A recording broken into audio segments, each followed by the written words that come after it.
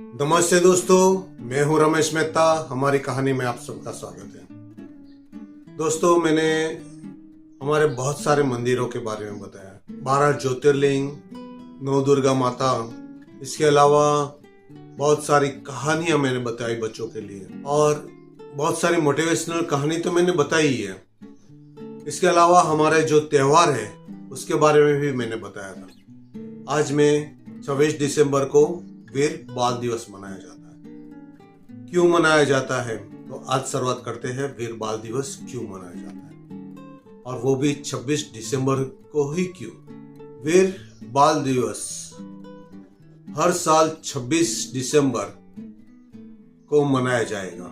यह दिन सिख धर्म के 10वें गुरु गोविंद सिंह के दो छोटे साहबजादे जोरावर सिंह और फतेह सिंह की बलिदान और उसको सम्मानित करने के लिए बनाया जाता है। सन 2022 में भारत सरकार ने यह दिन मनाने के लिए घोषणा की थी। यह युवा साहबजादों ने धर्म और मानवता के लिए अपना सर्वस्व न्यौछावर कर दिया था। आइए जानते हैं वीर बाल दिवस की कहानी। सिख धर्म के 10वें गुरु श्री गोविंद सिंह ने साल 1699 में बैसाखी के दिन खालसा पंथ की स्थापना की थी। इसके 4 बेटे थे, अजीत सिंह, जुआर सिंह, फतेह सिंह और जोरावर सिंह।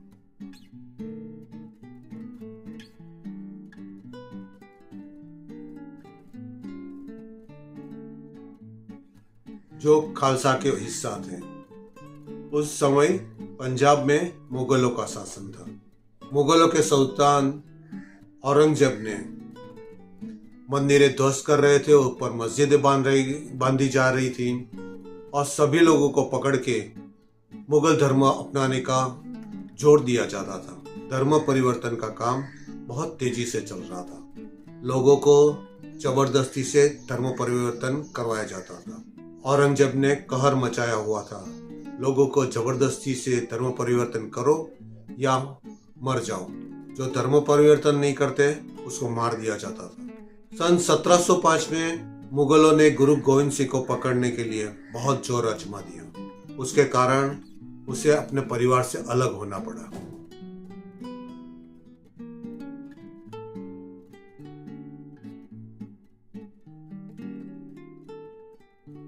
गुरु गोविंद सिंह ने अपनी पत्नी और अपनी माता गुजरी देवी और 2 पुत्र फतेह सिंह और जोरावर सिंह को अपने रसोई गंगू के साथ एक गुप्त स्थान पर छुपा दिया गया था।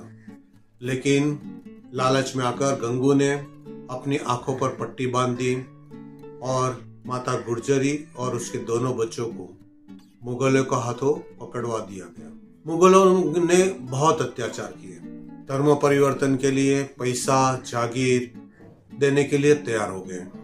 फिर भी नहीं माने तो सख्त सजा देने की भी तैयारी कर ली।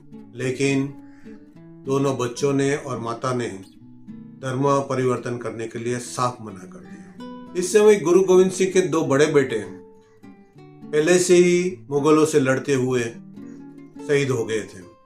अंत में 24 दिसंबर के दिन फतेह सिंह और जोरावर सिंह को दोनों को जिंदा दीवार में चुनवाने की आज्ञा दे दी। अगर वो इस्लाम धर्म को मान लेते हैं तो उसको छोड़ दिया जाएगा, और धीरे धीरे दीवार चुननी शुरू हो गई। जिंदा उसको दीवार में चुन लेने की आज्ञा दी गई थी। धीरे धीरे दीवार चुनती गई। हर समय बताया गया कि धर्म परिवर्तन कर लो नहीं तो मर जाओगे।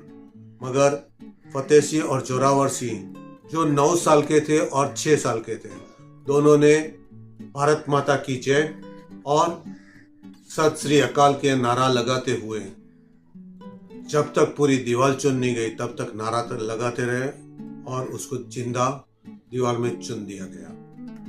यह खबर सुनकर माता गुर्जरी को बहुत दुख हुआ और उसने अपने प्राण त्याग दिए। दोस्तों, 26 दिसंबर को इसीलिए वीर बाल दिवस मनाया जाता है। साहस और बलिदान के प्रतीक दोनों छोटे बाल मुगल के अत्याचार के सामने डटकर सामना किया। लेकिन अपना धर्म नहीं बदला। धर्म के लिए अपनी निष्ठा देकर अपने निष्ठा का परिचय दे दिया। उन्होंने साबित कर दिया कि धर्म केवल रस्मों रिवाज नहीं है, वो हमारे जीवन का अभिन्न अंग है। यह घटना हुई तब जोरावर सिंह 9 साल के थे और फतेह सिंह 6 साल के थे।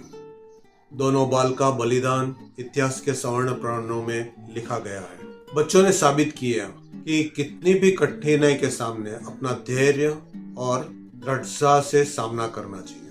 वीर बाल दिवस हमें भाईचारा और राष्ट्रीय एकता का संदेश देता है, अपने धर्म के लिए निष्ठा का संदेश देता है। साहिबजादों ने कहा है कि धर्म में एकजुट रहा करो और अपने धर्म के लिए वफादार रहो।